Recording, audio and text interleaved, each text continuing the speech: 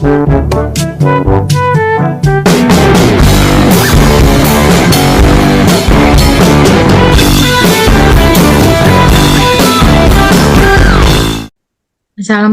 warahmatullahi wabarakatuh. Waalaikumsalam Waalaikumsalam warahmatullahi warahmatullahi wabarakatuh. wabarakatuh. Alhamdulillah, wassalatu wassalamu ala asrafil anbiya'i wal mursalin wa ala alihi washabihi ajma'in, amma ba'du. Pertama-tama yang kami hormati yaitu Ibu Dr. Anda Tinindrawati dan Ibu Dr. Dina Amsari selaku dosen pengampu pada mata kuliah pengembangan media pembelajaran berbasis digital. Sebelumnya perkenalkan kami dari kelompok 1 ingin memenuhi tugas UTS pengembangan media pembelajaran berbasis digital, yaitu pembuatan media PowerPoint interaktif. Di sini saya akan memperkenalkan anggota kelompok dari kelompok 1. Yang pertama yaitu saya sendiri, Winda Mulniati, dengan NIM 2212939. Saya Aya Cynthia dengan NIM 22129030. Saya Masya Rizky Putri dengan NIM 22129316. Saya Rahyo Anggraini dengan NIM 22129076. Saya Wirma Muhardillah dengan NIM 22129381. Nah, setelah tadi kami perkenalan, selanjutnya kami akan memperkenalkan cara-cara pembuatan dari media PowerPoint interaktif yang kami buat. Di mana kami mengambil pada PowerPoint ini berasal dari internet. Dan materi yang kami gunakan di sumber-sumber internet pada materi aneka garis pada pembelajaran seni rupa.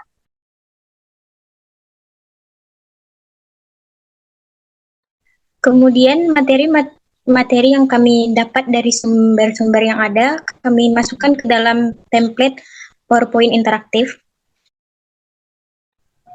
Setelah itu, kami menyusun capaian pembelajaran, tujuan pembelajaran, pendahuluan pembelajaran, bentuk pembelajaran, materi penjelasan, dan latihan soal.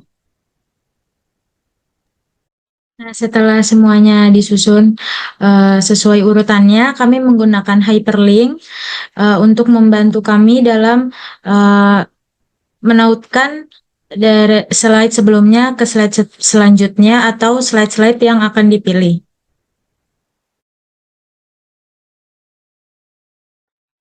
Nah, setelah tadi kami memperkenalkan bagaimana PowerPoint interaktif kami, langsung saja kami akan menjelaskan materi kami mengenai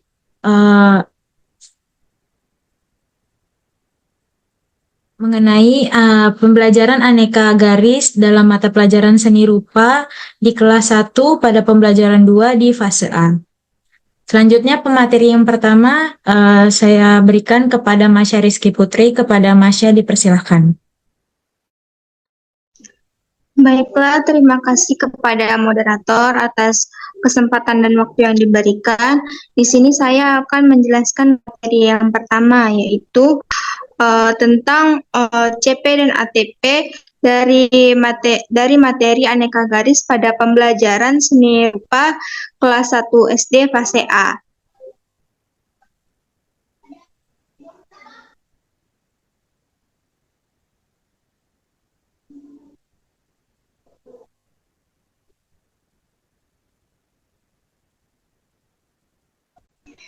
Nah, adapun CP atau capaian pembelajaran dari pembelajaran aneka garis pada pembelajaran seni rupa, yaitu siswa mampu menciptakan karya dengan mengeksplorasi dan menggunakan elemen seni rupa berupa garis, bentuk, dan warna.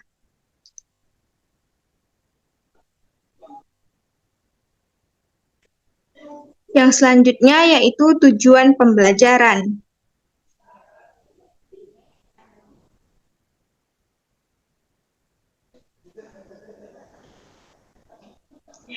Nah, adapun tujuan pembelajaran pada materi seni rupa mengenai aneka garis ini, yaitu pertama, siswa mampu mengidentifikasi berbagai jenis garis pada gambar ataupun pada benda-benda di sekitarnya. Yang kedua, siswa dapat menggambar sebuah pohon dengan menggunakan beberapa macam garis. Yang ketiga, siswa membandingkan dan mengambil kesimpulan tentang arti garis tipis dan garis tebal. Baiklah, sekian penyampaian materi dari saya mengenai capaian pembelajaran dan juga tujuan pembelajaran. Saya kembalikan kepada moderator. Baiklah, terima kasih kepada Mas Rizky Putri atas penyampaian materinya. Selanjutnya, materi mengenai pendahuluan akan disampaikan oleh Rahyu Anggraini. Kepada Rahyu, dipersilakan. Baik, terima kasih kepada moderator atas kesempatan dan waktu yang telah diberikan. Selanjutnya yaitu saya akan menjelaskan materi tentang pendahuluan. Nah, setelah kita mengetahui tentang CP dan TP dalam pembelajaran tadi, nah langkah selanjutnya yaitu kita melakukan pendahuluan terlebih dahulu, yang mana pendahuluan ini berisi tentang yang pertama yaitu orientasi, yang kedua yaitu motivasi, dan yang terakhir yaitu apersepsi. Nah, kegiatan orientasi yang dimana yaitu yang pertama, peserta didik menyimak pembukaan dari guru dengan salam dan berdoa untuk memulai pembelajaran. Yang kedua, peserta didik mempersiapkan fisik maupun psikologis dan menyiapkan buku serta alat tulis. Kemudian peserta didik dicek kehadirannya oleh guru sebagai sikap disiplin.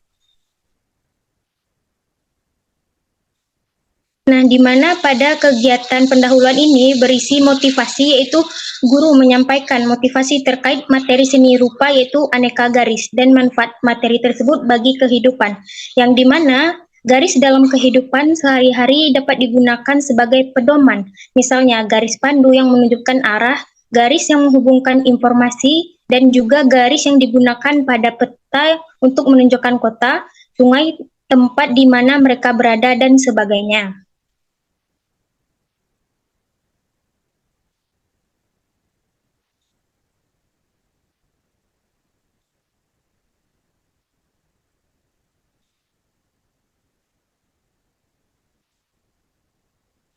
Nah, langkah selanjutnya yaitu kegiatan apersepsi, yang dimana peserta didik melakukan kegiatan literasi untuk mendapatkan pemahaman mengenai topik awal pelajaran.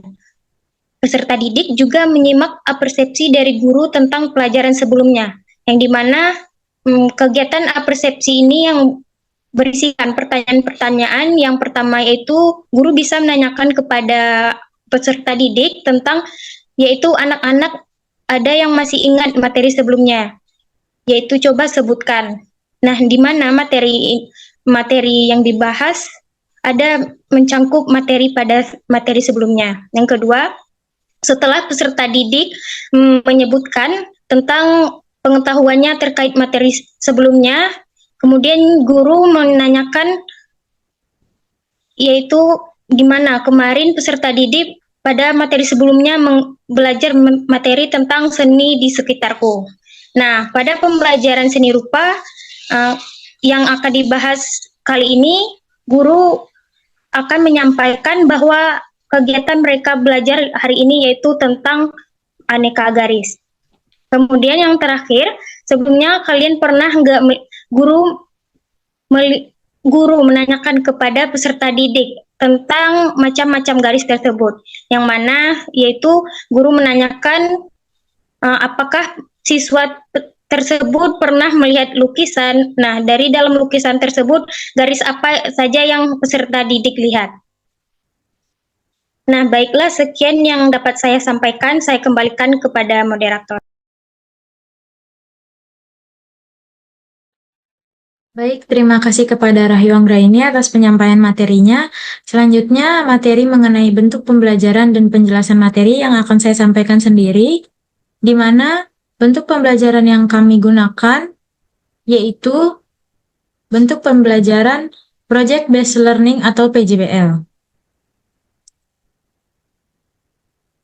Nah, setelah kita memiliki capaian, tujuan, pendahuluan, serta bentuk yang kami gunakan, penjelasan materi yang pertama yaitu mengenai materi pada pembelajaran. Materi pembelajaran ini yang pertama kami kaitkan mengenai pengenalan aneka garis dalam seni rupa, yang kedua penggunaan garis dalam karya seni, yang ketiga penerapan aneka garis dalam karya seni sederhana, dan yang terakhir yaitu penilaian dan apresiasi karya seni berbasis garis. Nah, metode-metode yang kami gunakan dalam pembelajaran ini, yang pertama yaitu metode diskusi, yang kedua metode demonstrasi, yang ketiga praktik langsung membuat karya seni, dan yang terakhir yaitu penilaian formatif dan sumatif. Nah, kami membuat beberapa rencana pembelajaran dalam sesi pertama, yaitu pengenalan aneka garis dalam seni rupa. Di mana yang pertama kegiatan pendahuluannya, peserta didik menyimak pembukaan dari guru, berdoa dan menyiapkan diri. Selanjutnya yaitu kegiatan orientasi di mana guru memotivasi peserta didik tentang pentingnya mempelajari aneka garis dalam seni rupa. Dan selanjutnya yaitu kegiatan persepsi di mana guru menyampaikan pertanyaan kepada peserta didik tentang pengalaman mereka dengan garis dalam seni. Yang selanjutnya yaitu eksplorasi, yaitu mendiskusikan tentang berbagai macam garis dan contoh-contohnya dalam lukisan. Dan yang terakhir yaitu penutup, di mana pemberian tugas ringan untuk mencari contoh garis dalam lingkungan sekitar. Selanjutnya, terdapat rencana pembelajaran sesi kedua, yaitu penggunaan garis dalam karya seni. Di mana dalam kegiatan pendahuluan, kita membahas mengenai hasil observasi peserta didik dari tugas sebelumnya. Eksplorasi yang kita gunakan yaitu mendemonstrasikan tentang bagaimana garis digunakan dalam karya seni. Praktik yang kita gunakan yaitu peserta didik mencoba menggunakan berbagai jenis garis dalam pembuatan sketsa sederhana. Dan penutupnya yaitu kita merefleksikan bersama tentang pengalaman menggunakan garis dalam karya seni. Nah, sesi 3 akan disampaikan oleh Cynthia. Kepada Cynthia, dipersilahkan. Baik, terima kasih moderator atas waktunya. Di sini saya akan menyampaikan bagaimana rencana pembelajaran pada sesi 3 penerapan aneka garis dalam karya seni sederhana. Nah, untuk kegiatan pendahuluannya yaitu diskusi singkat tentang pengalaman peserta didik dalam sesi sebelumnya. Selanjutnya, eksplorasi. Panduan praktik membuat karya seni sederhana dengan fokus penggunaan berbagai macam garis. Untuk praktik, peserta didik mampu membuat karya seni sederhana menggunakan teknik yang telah dipelajarinya. Dan yang terakhir, penutup, presentasi hasil karya seni dan diskusi apresiasi antar peserta didik.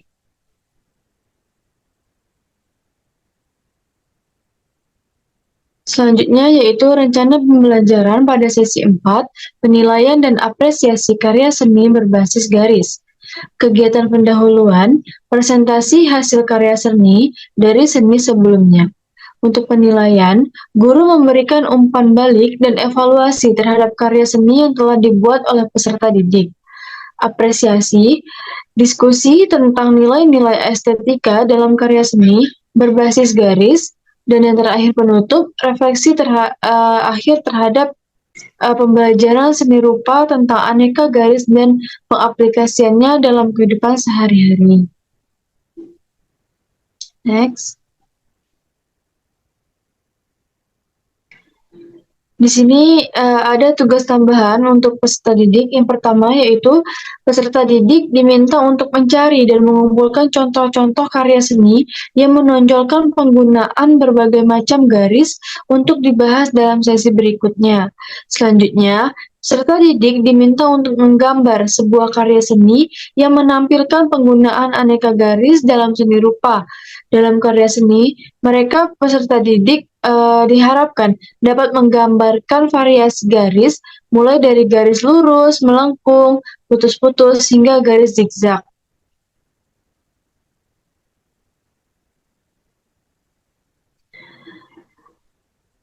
Catatannya yaitu Kita dapat memastikan untuk menyesuaikan konten pembelajaran dengan kebutuhan dan tingkat pemahaman peserta didik menggunakan pendekatan yang interaktif dan kreatif agar proses pembelajaran lebih menarik dan efektif.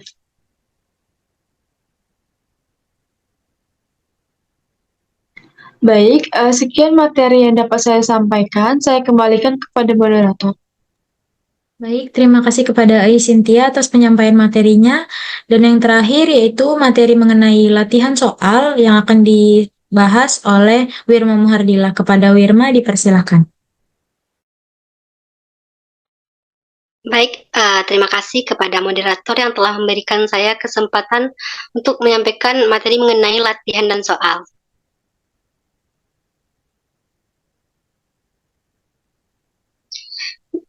Yang selanjutnya itu mengenai tugas. Yang pertama itu, carilah contoh-contoh garis yang ada di lingkungan sekitarmu. Yang kedua, buatlah sebuah garis lurus horizontal sepanjang 10 cm di tengah kertas. Yang ketiga yaitu gambarlah sebuah pemandangan alam seperti gunung dan sungai menggunakan pensil atau krayon. Terapkan garis-garis sederhana untuk menggambar elemen tersebut. Yang keempat, gambarlah garis sketsa sederhana menggunakan krayon warna-warni. Diskusikanlah dengan teman sebangkumu mengapa krayon warna-warni dapat membuat karya seni terlihat lebih hidup dan menyenangkan.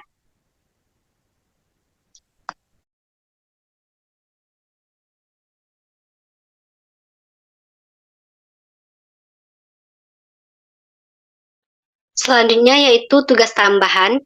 Yang pertama yaitu carilah contoh-contoh karya seni yang ada di lingkunganmu yang menggunakan berbagai macam garis. Yang kedua, gambarlah sebuah karya seni dengan menggunakan berbagai teknik garis dalam seni rupa.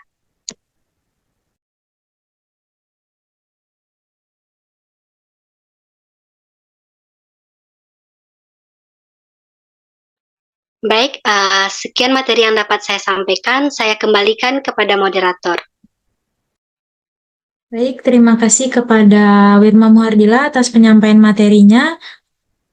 Nah, setelah tadi kami menjelaskan materi yang kami gunakan yaitu materi seni rupa, materi aneka garis pada pembelajaran seni rupa. Di sini saya akan mencontohkan bagaimana cara penggunaan media interaktif yang kami buat. Media PowerPoint ini dibuat dengan bantuan hyperlink, yaitu pada panah-panah yang kami sediakan dalam semua slide, kami menautkan panah-panah ini pada slide yang akan kami tuju. Contohnya, di sini ada berupa panah dalam slide anggota kelompok. Panah ini ditujukan kepada slide selanjutnya, yaitu dalam slide pembahasan. Bisa dilihat, kami meng-hyperlink atau hypertautkan ke slide berikutnya. Nah, jika diklik panah ini akan menuju pada slide berikutnya, yaitu slide pembahasan. Nah, slide pembahasan sendiri kami buat juga dengan hyperlink, di mana teks-teks yang terdapat di sini, yaitu teks pembahasannya, kami tautkan atau kami hyperlinkkan